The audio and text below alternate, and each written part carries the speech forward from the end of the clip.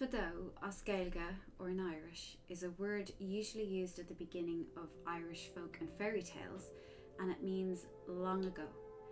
It's our version of once upon a time. It's a word I think beautifully sums up the ancient roots that astrology has established in the history of civilization.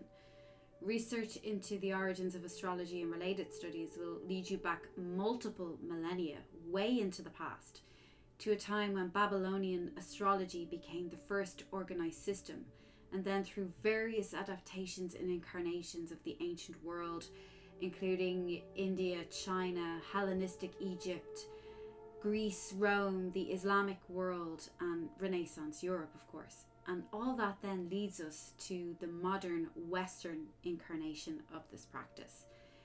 So in Fadó Astrology, we use modern interpretations and methodologies, and through our Facebook and Etsy pages, we offer a wide range of astrological reports, including birth charts, love and compatibility reports, or synastry reports, and forecasts.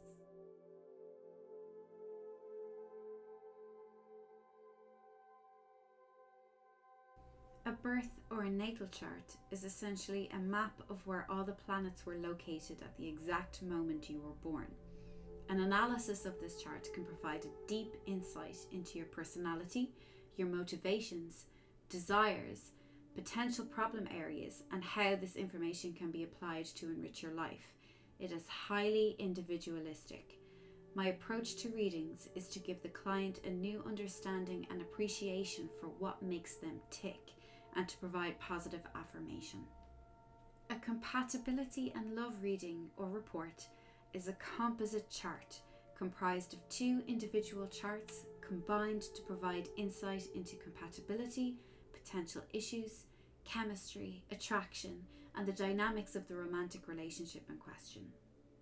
A forecast is a look ahead at the positioning of the planets and how they relate to your individual chart. They can provide an overview or preview of the major influences that have the potential to impact you over the course of the following 12 months.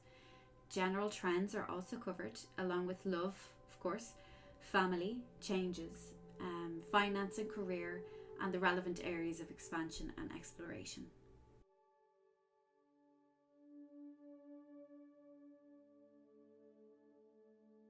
For any reading or report, you will need to know your place of birth, the city or town you were born in, your date of birth, and your time of birth. To guarantee accuracy of your charts and readings, a time is required. The more certain the source, the better. Birth certificates or birth records work best, but a written record from a parent, relative, or institution are also considered reliable. Memory is less so, but preferable to estimates. With only a handful of exceptions, I cannot read for a client who has no definitive time of birth.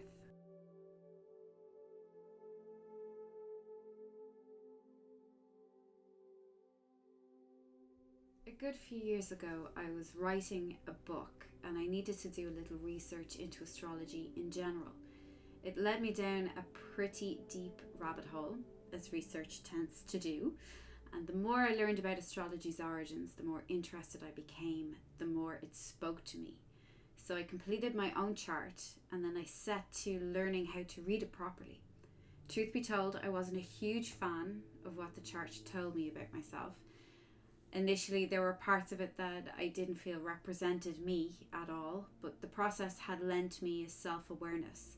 And the more I thought about it, the more time I had to study it, the more I realised that I was actually displaying some negative behaviours, and that was potentially impacting areas of my life that I thought needed improvement. I'm not saying it changed my life or anything, that would be a little bit dramatic, but it did offer a different perspective, and it gave me a reason to exercise my powers of observation and intuition, which is always a good thing. So I started doing charts and readings for friends and family, and before I knew it, I had clients from all over the world. A change of career meant I had to put most of my astrology work on hold, but 2 years later, I still found myself missing the work and the community, and so I decided to return to it. I enjoy it so much, and I love the little added extras it can bring to a client's life. Some people embrace astrology open-armed, and for others it's merely a pleasant diversion. But whichever category you fall into, it does not matter. What this process gives you is an opportunity to spend a little time considering nothing but you, nothing but yourself. How often can we say we took a half an hour out of our day to sit down and read 20 pages purely about ourselves and our lives and our best parts? We don't. And this is the nice thing about having an affinity for astrology.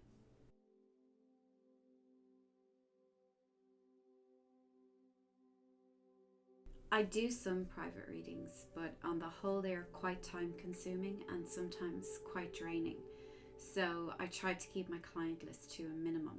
It's also more expensive, and I'd much prefer to provide an affordable service for everybody.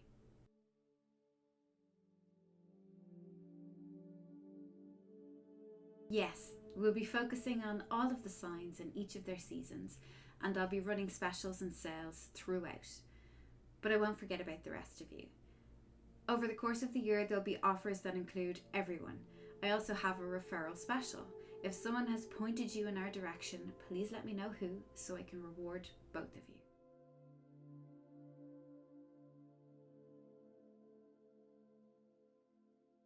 Whether questions brought you here, or a journey for a bit of discovery, or your innate cynicism, or even just a need for clarity, it does not matter. Astrology isn't meant to change your life, and it won't, but it can give you a little nudge if you let it. Well, that's it from me today. I hope I've managed to answer some of your questions, and if not, don't hesitate to get in touch with me via the Fadó Astrology Facebook page. All my very best to you. Until next time.